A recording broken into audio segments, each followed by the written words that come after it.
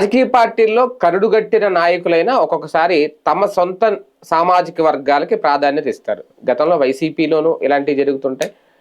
అలాగే టీడీపీలో ఉన్న నాయకులు కూడా ఇలాంటివి చేస్తూ ఉంటారు.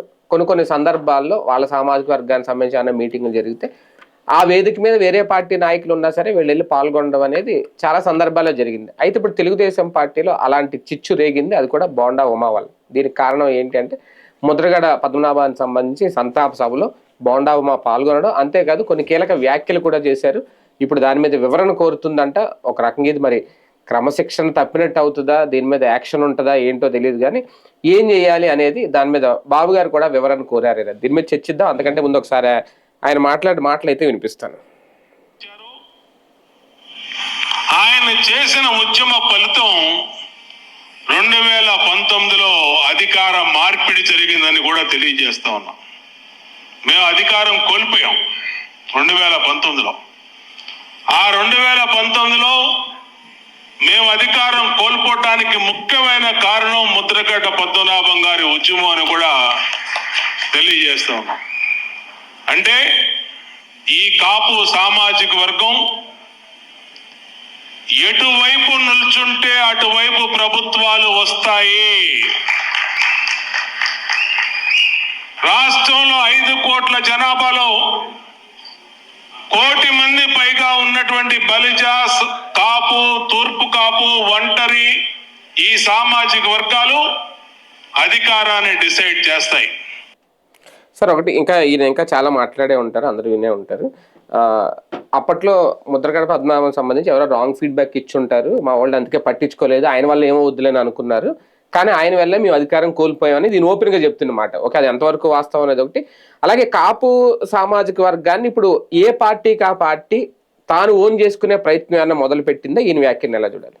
బేసిక్గా ఒకప్పుడున్న సిస్టంలో ప్రతీకార అసహ్యకరమైన రాజకీయం ఉండేది కాదు. ఇప్పుడు అలాంటి స్థితి రావడం వల్ల ఇష్యూ వివాదమైంది. బేసిక్గా ఒక మనిషి చనిపోయినప్పుడు ఆ మనిషి గురించి సంతాపం పెట్టినప్పుడు అన్ని పార్టీలోళ్ళు అటెండ్ అవ్వడం అనేది ఇదివరకు జరిగేది. ఆ మనిషితో తమకున్న అనుబంధాన్ని, వాళ్ళు చేసిన పోరాటాలను ఆ సందర్భం స్మరించుకుంటారు. ఇది సహజ సిద్ధంగా జరిగేది. దాన్ని చిలవలు పలవలు చేసి అనవసరపు వివాదాలు సృష్టిస్తున్నారు. ఈ దరిద్రానికి కారణం ఎవరయ్యా అంటే వాళ్ళ పత్రికలే. ఈనాడు జ్యోతి రాసినాయి, అట్టట్ట మాట్లాడతాడు, అట్టట్ట కలుస్తాడు అనేసి. చంద్రబాబు గారు చివరికి ఇదివరకు ఎలక్షన్స్ అప్పుడు చెప్పింది ఏంటంటే, నేను మీడియా మీద నేను డిపెండ్ అవను, మీడియా ట్రాప్లో నేను పడను అన్నాడు. ఈయన మీడియా ట్రాప్లో పడడు, ఈదుతుంటాడు అందులో. ఈనాడు, ఆంధ్రజ్యోతి ఇప్పుడు పరిపాలన శాసిస్తున్నాయి.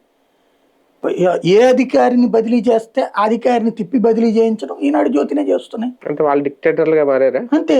ఇవాళ ప్రభుత్వం నడపట్లేదు, చంద్రబాబు గారు నడపట్లేదు, లోకేష్ నడపట్లేదు. వాళ్ళిద్దరిని కట్టర్ కార్యకర్తలు నడుపుతున్నారు. కట్టర్ కార్యకర్తల్ని ఈనాడు జ్యోతి నడుపుతున్నాయి. డైరెక్ట్ గా చంద్రబాబు గారికి చెప్తే వినరు, లేదా డైరెక్ట్ పేపర్లో వార్త రాస్తే వినరు. ఇప్పుడు వీళ్ళు ఏం చేశారంటే ఒక దీన్ని ఏమంటారంటే సైకలాజికల్ గేమ్ నడుపుతున్నారు. చంద్రబాబు గారు మొదట్లో వీళ్ళ మాటలు వినే 1999, 2004 వరకు వీళ్ళ మాటలే విన్నారు. వీళ్ళు రాసే వార్తల్ని నమ్మి ఆయన డెసిషన్స్ తీసుకున్నారు. ఫలితం 10 సంవత్సరాలు ఆయన అధికారానికి దూరం అయ్యారు. అధికారుల గురించి వీళ్ళు చెప్పేది వీళ్ళు రాసిన దానికి అనుగుణంగా చర్యలు తీసుకుని, ఉద్యోగుల మీద వీళ్ళు రాసిన దానికి అనుగుణంగా చర్యలు తీసుకుని, ప్రజలకు సంబంధించి చర్యలు తీసుకుని సర్వనాశనం అయిపోయింది పార్టీ. 2 టర్మ్స్ వరుసగా ఓడిపోవడానికి కారణమైంది. ఈవెన్ స్థానిక ఎన్నికల్లో కూడా దారుణంగా ఓడిపోవడానికి కారణమైంది. వీళ్ళ వార్తల కారణంగా తీసుకున్న చర్యలతో జనంలో విపరీతమైన పాజిటివ్ పబ్లిసిటీ ఒకవైపు, రెండో పక్కన జనం అందరినీ దొంగలు చేసినటువంటి వ్యవహారం ఇంకొక వైపు. వ్యాపారస్తులు దొంగలే, ఉద్యోగులు దొంగలే, అందరూ దొంగలే, వీళ్ళు మాత్రమే దొరలు. ఆ టైప్లో రాసుకొచ్చారు. మీరు అప్పుడు చూస్తే కనుక వ్యాపారులు బియ్యం అమ్మితే దొంగోడు, లేకపోతే కూరలు అమ్మితే దొంగోడు, పప్పులు అమ్మితే దొంగోడు. వ్యాపారం లాభం వేసుకుంటాడు, ఆ లాభం ఎంతే ఉండాలని చెప్పి అధికారం ఎవరికి లేదు, అది వాడి హక్కు. రైతుకు ఆ హక్కు లేదు అంటే రైతుకు కూడా హక్కు ఉంది, కాకపోతే కొనేవాళ్ళు లేడు రైతు దగ్గర ఆ రేటుకి. ఇది కామన్. రైతు నా వెరైటీని, నా దగ్గర ఉన్న వడ్లని నేను 100 రూపాయలకు అమ్ముదామంటే కొనేవాళ్ళు లేడు, కొంట ఇవ్వడేంటి రైతు మాత్రం. మద్దతు ధర అనేటటువంటిది ఏంటిది, ఎంతో కొంత మా గవర్నమెంట్ ఫిక్స్ చేసి ఇస్తున్నటువంటి రేటు, అంతే తప్పించి అది గిట్టుబాటు ధర కాదు. రైతుకి ఈ రోజు వరకు గిట్టుబాటు ధర రాదు, నేను ఒప్పుకుంటాను. కానీ రైతు తన గిట్టుబాటు ధరకు అమ్ముదామంటే కొనేవాళ్ళు లేడు. బట్ వ్యాపారస్తుడు అయితే తనకు లాభం లేకపోతే అమ్మడు. అంతే కదా, అవును. క్లియర్ అక్కడికి. దాన్ని ఇదేంటి ఇన్ జనరల్ ఫినామినా, సహజ సిద్ధమైన విధానం ఇది. దీన్ని నువ్వు పరిష్కరించాలి అంటే ఈ రెండిటి మధ్యన అనుసంధానం చేయాలి. రైతు దగ్గర ఉన్నటువంటిదంతా ప్రభుత్వం తీసేసుకో, ప్రభుత్వం అంబు. ఇలాంటిది ట్రై చేసి ఫెయిల్ అయ్యింది రష్యా, చైనా. కాబట్టి ఆ వ్యవస్థ పోయింది, పెట్టుబడిదారీ వ్యవస్థ వైపుకే వచ్చింది. ఇక దాని మీద మనం చేయగలిగేది ఏంటి, ఈ మద్దతు అనేటటువంటి అంతవరకు. కానీ ఆ వ్యాపారస్తులు దొంగలు చేసి వార్తలు రాసేవాడు, ఆ వ్యాపారస్తుల మీదకి అధికారులు పంపించేవాడు. అందుకని చంద్రబాబు నాయుడు వాళ్ళు విరక్తి చెందేశారు. పన్నుల పేరుతో వాళ్ళని పీడించుకు తింటాం. వాడికి వచ్చే రూపాయలు నువ్వు వాడికి 100 రూపాయలు వస్తే 80 రూపాయలు నువ్వే తింటానంటే ఆడేం బతకాలి. ఇంకా వ్యాపారులు విసిగిపోయారు, ఉద్యోగులు విసిగిపోయారు. ఉద్యోగుల మీద వీళ్ళు వార్తలు రాసేవాళ్ళు, వాళ్ళు ఉద్యోగాలు తీసేసేవాళ్ళు. సస్పెన్షన్ ముందు, తర్వాత విచారణ, ఆ తర్వాత యాక్షన్, డిసిప్లినరీ యాక్షన్. ఇవన్నిటితో విసిగిపోయారు. అప్పుడు ఇదంతా ఎవరు నడిపించింది? ఈనాడు జ్యోతిని. అందుకని 2014లో అధికారంలోకి వచ్చినప్పుడు చంద్రబాబు గారు నాకు బాగా గుర్తు.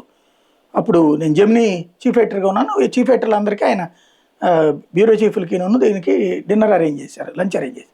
వెళ్ళిన రోజున మా అందరి దగ్గరకు ఒక్కొక్క బెంచ్ దగ్గరకు వచ్చి కూర్చున్నారు. అప్పుడు కేఎస్ఆర్ మేమందరం ఒకే చోట కూర్చుని ఉన్నాం. కేఎస్ఆర్ అప్పుడు ఎన్టీవీలో ఉన్నాడు. అప్పుడే నేను అన్న చంద్రబాబు గారితో, సార్ మీరు 10 సంవత్సరాలు రాజశేఖర రెడ్డి కానీ కాంగ్రెస్ పరిపాలనలో కానీ మీ లోటు కనబడిందండి. అప్పుడు మీరు టీవీలో చూసి యాక్షన్ తీసుకునేవాళ్ళు, పేపర్లో చూసి యాక్షన్ తీసుకునేవాళ్ళు. ఇప్పుడు ఎవడు ఆ యాక్షన్ లేకుండా పోయేటప్పటికి అంత విరక్తి వచ్చింది. ఈవెన్ రాజశేఖర రెడ్డి చనిపోయాక కూడా మీరు గెలిచారంటే రీజన్ అదే.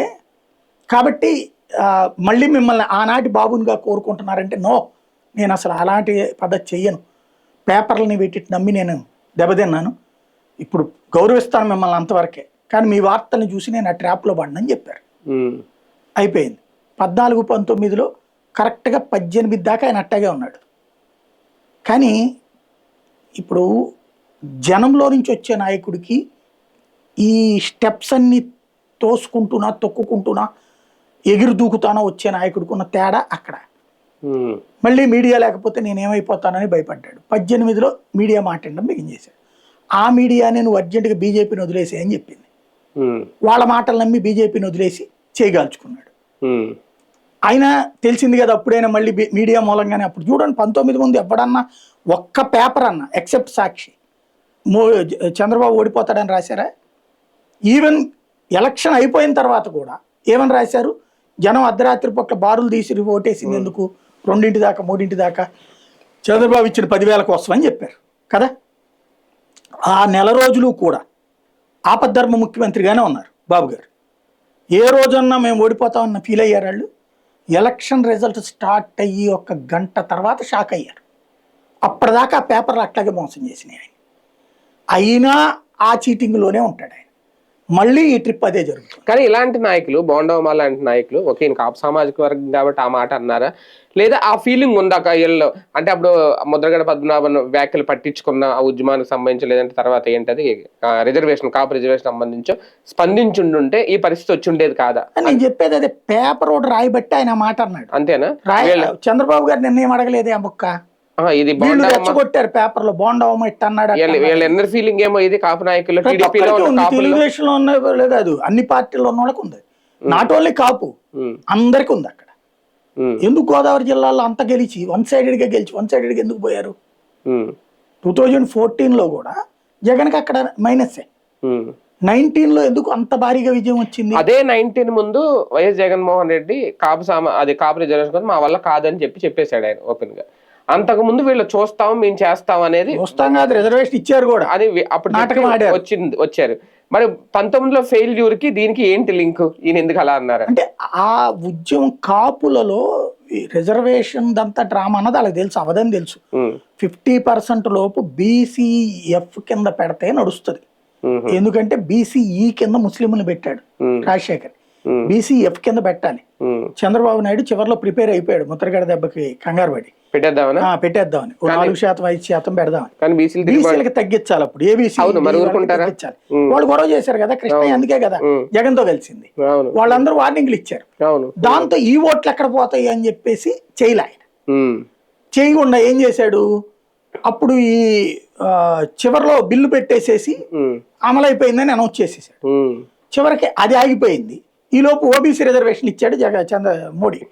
ఇస్తే అందులో 5% రిజర్వేషన్లు కాపులకే అని చెప్పేసేసి ఓ తీర్మానం చేసి పడేసేసి ఇచ్చేసాను మీకు రిజర్వేషన్లు అన్నాడు.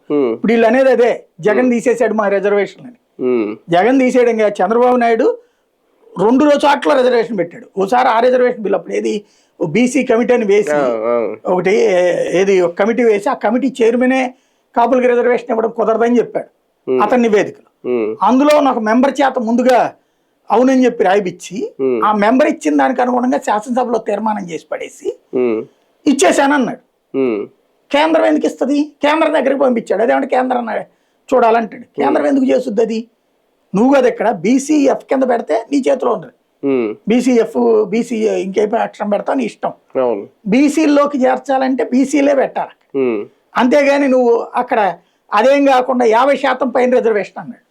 లేదు, అది దానివల్ల అది ఆగిపోయింది. అది తెలుసు కాబట్టి మళ్ళీ కాపులు ఫీల్ అవుతారు ఇదంతా మోసం చేశాడని అనే ఉద్దేశంతో మళ్ళీ చివరిలో మాట మార్చి ఓబీసీ దాంట్లో యాడ్ చేశాడు. ఓబీసీ ఉన్నది అన్ని కులాలకి, ఇంటి కాపులకు కాదు కదా. ఇక్కడ నిన్నటిదాకా బీసీ ఇతని ఆర్థిక స్తోమతని మళ్ళీ అకస్మాత్తుగా ఓబీసీ ఏంది? ఒకేసారి ఇట్టండి దిక్కుమాలిన నాటకాలు ఏంటి? అది జనానికి అసహ్యం వేసింది, అది దెబ్బ అయిపోయింది. అక్కడ తొందరపడిపోయారు వీళ్ళు. ఒక ప్రాక్టికల్ గా కాకుండా ఆ ముద్రగడ ఇంపాక్ట్ కి భయపడిపోయి ఏదేదో చేసేసారు.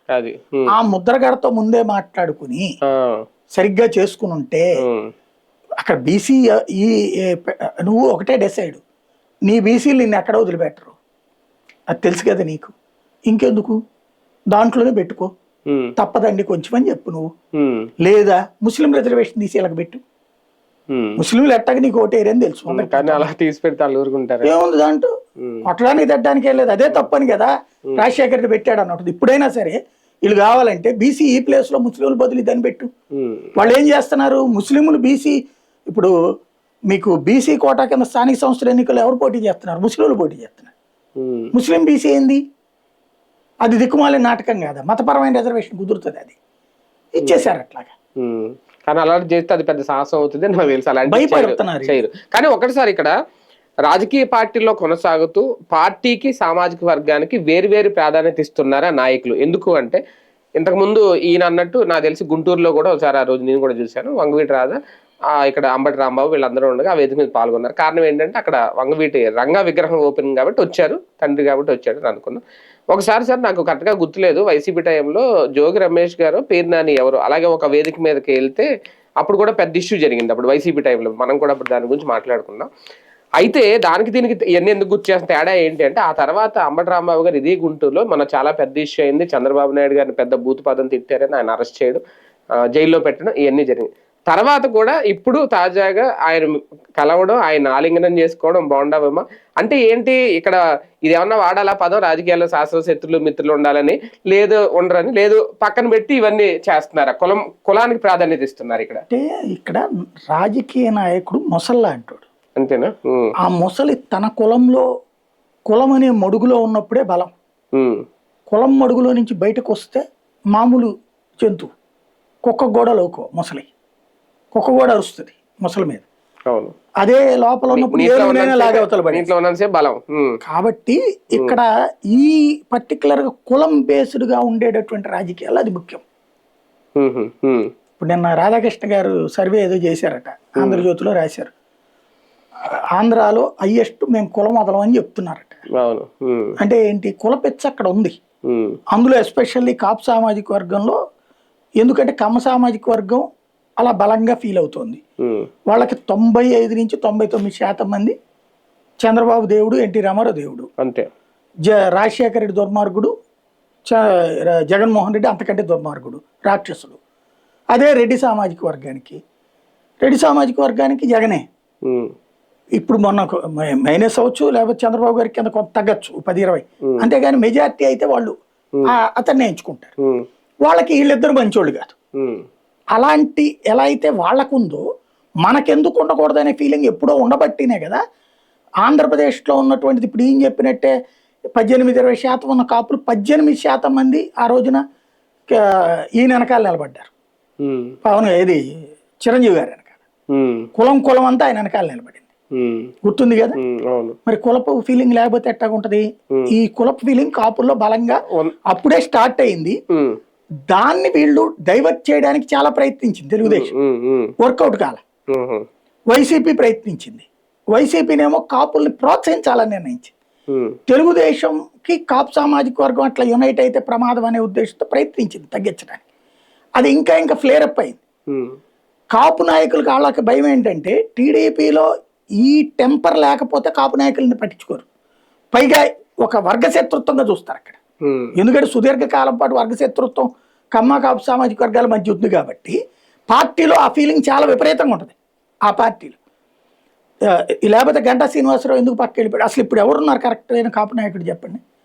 ప్రమోట్ అయిన వాళ్ళు ఇప్పుడు దాంట్లో కాపు సామాజిక వర్గం కందులు దుర్గేష్ వీళ్ళందరూ కూడా ఇటు పక్కన జనసేన తెలుగుదేశం తరపున ఉన్నటువంటి కాపు లీడర్ల పేరు చెప్పండి డైరెక్ట్ గా. ఇదివరకు గంటా లీడ్ చేసేవాడు కాపులు, అందుకని గంటా నాపడానికి చంద్రరాజప్పని ముందు పెట్టాడు. చంద్రరాజప్ప లీడ్ చేయగలిగాడా? ఇప్పుడు నిమ్మల రామానాయుడు ఇట్లాగా. ఇతను కులం కాదు, అతను నియోజకవర్గానికి మంచోడు అనే పేరు అంతే. కుల సామాజిక వర్గ పరంగా కాపుల్ని ప్రమోట్ చేయట్లా తెలుగుదేశం. ఎందుకని? వీళ్ళ దాంట్లో ఒప్పుకోరు. అది వీళ్ళ లాంటి వాళ్ళకి కడుపు అంట. బోండా లాంటి వస్తాడు 14-19లో కాపు కోట కింద మంత్రివర్గం ఆశించాడు. ఆ గంట వీళ్ళందరికి ఇచ్చారు కదా, అప్పుడు నీకేమి ఇస్తామని ఆపారు. అప్పుడు చంద్రరాజప్ప హోమ్ మినిస్టర్ గుండా ఏం తక్కువ చేశాను కాపులకని ఆ కడుపు అంటుంది ఇతనికి. ఇతను అనేది ఏంది, రంగా నియోజకవర్గంలో కదా నేను గెలిచింది, నాకేమంటాడు.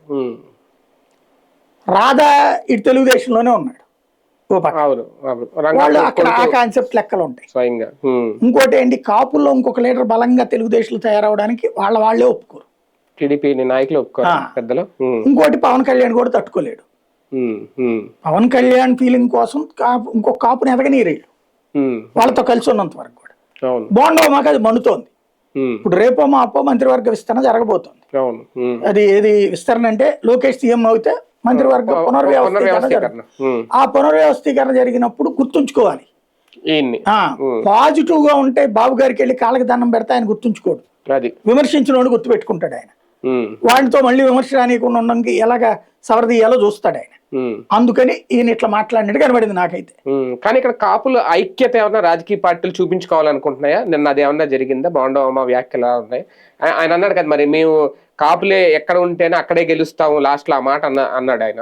ఆ పదం వాడేటటువంటిది పార్టీకి అలర్ట్ చేయడం, నన్ను వదిలేస్తే జాగ్రత్త అని. కాపు వీళ్ళు ఎవరు సపోర్ట్ చేస్తే ఆ పార్టీ గెలుస్తుంది అని చెప్తున్నాడు. అదే మనమే చెప్తున్నాం కదా, అది ఇప్పుడు కూడా వీళ్ళు స్థిరమైనటువంటి ఓట్ బ్యాంక్ కాదు, ఇది ఒక ఫ్లోటింగ్ బ్యాంక్. ఇప్పుడు పవన్ కళ్యాణ్ దాన్ని మొత్తాన్ని లాక్కోవడానికి చూస్తున్నాడు. నెక్స్ట్ ట్రిప్ పవన్ కళ్యాణ్ కనుక ఒకవేళ విడిగానో బీజేపీతో పోటీ చేసి ఈ మొత్తాన్ని అటుకు లాక్కోగలిగితే అప్పుడు ఒక స్థిరమైన ఓట్ బ్యాంక్ ఒక పార్టీకి వచ్చినట్టు. ఇప్పటిదాకా అయితే కాపులు ఒకసారి తెలుగుదేశానికి ఇచ్చారు, ఒకసారి వైసీపీకి ఇచ్చారు, మళ్ళీ తెలుగుదేశానికి ఇచ్చారు. అంతకుముందు కూడా ఒకసారి కాంగ్రెస్కి ఇచ్చేవాళ్ళు, ఓసారి తెలుగుదేశానికి ఇచ్చేవాళ్ళు. కాపు టర్న్ అయితే అటు అధికారం వస్తున్నమాట వాస్తవం, టర్న్ అయితే. అంతేగాని ఒక పార్టీకే ఉండట్లా వాళ్ళు. కాబట్టి ఇప్పుడు మీరు గనక మన ముద్రగడ్డ అవమానించారు, ఇప్పుడు నన్ను గనక పట్టించుకోకపోతే రేపు మన పార్టీ జాగ్రత్త అని భయపెడుతున్నాడు, ఒక వార్నింగ్ బెల్ల. సార్ ఒకటి ఇదంతా ఒక ఎత్తు అయితే దీని మీద అంటే ఇది క్రమశిక్షణ దాంట్లోకి ఏమన్నా వస్తుందా? అంటే వివరణ అడిగారు, ఈయన వివరణ కూడా ఇస్తానని అంటున్నారు. ఓకే, వివరణ ఏది ఇస్తారనేది ఒకటి, ప్రత్యర్థి ఉన్న వేదిక మీద ఈయన కూర్చోవడం, పాలు పంచుకోవడం, ఆయనతో ఆలింగనం చేసుకోవడం, ఇది ఒక క్రమశిక్షణ. అదేమవ్వదు. బేసిక్ గా ఇందులో క్రమశిక్షణకి సంబంధించి ఇతను జ్యోతుల్ నెహ్రూను రాధాలిద్దరు ప్రస్తావించాడు. అయితే అక్కడ వాళ్ళిద్దరూ వైసీపీ నాయకుడు పెట్టిన మీటింగ్కి వెళ్ళారు కదా, నేను అట్ట వెళ్ళలేదు. నేను వెళ్ళింది కాపు నాయకుడు దాసర్రాము, అది కూడా మాజీ జనసేన నాయకుడు దానికి అని చెప్పి. ఆ ఆస్పెక్ట్ లో ఇతను చెప్పేది కరెక్ట్. కానీ ఇతను క్రమశిక్షణ తప్పింది ఏంటంటే వాళ్ళు పార్టీ ఇట్లా మన పార్టీ ఓడిపోవడానికి కారణం ముద్రగడ ఇవన్నీ మాట్లాడాలి. వాళ్ళు ముద్రగడ గురించి మంచిగా మాట్లాడారు, అయిపోయింది. ఇతను పార్టీని బద్నాం చేశాడు. అంటే అక్కడ కుల నాయకుడిని హైలైట్ చేశారు, ఆ టైంలో పార్టీ డౌన్ అయింది ఈయన దృష్టిలో, ఇక్కడ ఈయన మాటలు. వాళ్ళకి అట్లా అనలా, ముద్రగడని గురించి పెద్ద ఆయనగా సంతాపం వ్యక్తం చేశారు. అవును అవును అది ఈయన దారి తప్పాడు అక్కడ. కానీ అట్లని పార్టీ ఏ చర్య తీసుకోదు. ఎందుకు అంటే తీసుకుంటే అది లేనిపోని తలనొప్పి. అవును పేపర్లో రాయిస్తారు మందలించారని, ఇవాళ పేపర్లో మందలించేశారని రాశారు. తర్వాత అతను ఇచ్చిన స్టేట్మెంట్ నాకు ఎవడో ఫోన్ చేయలేదు, నన్ను అడిగినోడు ఎవడలేడు అని చెప్పాడు. ఇలా ఎన్నట్టగే ఉంటాయి. కట్టర్ కార్యకర్తలను సంతృప్తి పరచడం కోసం బాబు సీరియస్, బాబు మాట్లాడాడు, బాబు వార్నింగ్ ఇచ్చాడు అంటారు. అదేముండదు. బాబు దగ్గర ఉన్న ఏపీఏతోనో ఫోన్ చేపించి బాబు గారు సీరియస్ గా ఉన్నారని కొంతమందితో అనిపిస్తారు. ఇదంతా పక్క నుండి నడిపే గ్యాంగ్ ఉంటది, అంతకు మించి ఏముండదు. కానీ భవిష్యత్తులో టీడీపీకి ఇది ఒక అలర్ట్, కాపుల విషయం ఏమి ఉండదండి. అది వాళ్ళకు పవన్ కళ్యాణ్ వాళ్ళ వెనకాల ఉన్నంత వరకు కాపుల గురించి వాళ్ళు ఏం భయపడరు, పట్టించుకోవాల్సిన అవసరం లేదు. రైట్, చూద్దాం. బాగుండవమ్మా చేసిన వ్యాఖ్యలు మొత్తానికి తెలుగుదేశం పార్టీలో ఒక చిచ్చు అయితే రేపి. మరి అది నిజంగా అధిష్టానం దృష్టికి వెళ్ళిందా, ఆయన వివరణ అడిగారా, ఈయన వివరణ ఇచ్చారా లేదా ఏంటనే క్లారిటీ లేదు. కానీ ఏం జరగబోతుంది భవిష్యత్తులో, కుల సామాజిక వర్గానికి సంబంధించి ఎవరికి వాళ్ళు ప్రాధాన్యత ఇస్తున్నారు, అది పార్టీ ఎఫెక్ట్ అవుతుందా ప్రధానంగా కాపు సామాజిక వర్గం విషయంలో, చూద్దాం ఏం జరగబోతుంది.